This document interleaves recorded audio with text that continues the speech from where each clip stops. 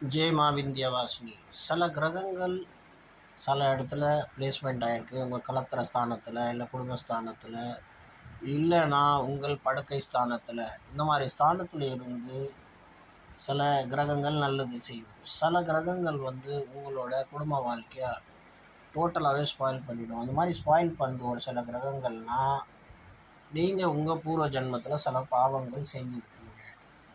அந்த பாவத்தினால இந்த பிரச்சனை உங்களை சுற்றுது.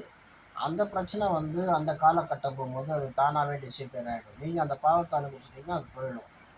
அதுக்கு ஏற்ற மாதிரி தாங்கிறதுக்கு என்ன செய்யணும், அதுக்கு என்ன பரிகாரமோ அது ஒரு நல்ல ஜோசியக்காரர்கிட்ட கேட்டு நீங்கள் தெரிஞ்சுக்கணும். கைரேகை பார்த்தோம், ஜாதக கட்டம் பார்த்தோம், ஆன்மீக வழிபாடு, எப்படி ஒரு பாடி பில்டிங் பண்ண பாடி ஷேப்ட் ஆகுதோ அதே மாதிரி உங்களோட ஜாதகத்தை எப்படி ஷேப் பண்ணுறது அது ஒரு நல்ல ஜோசியக்காரர் அவங்க சொல்லிக் கொடுப்பான். ஜெய் விந்தியவாசினி தாயே.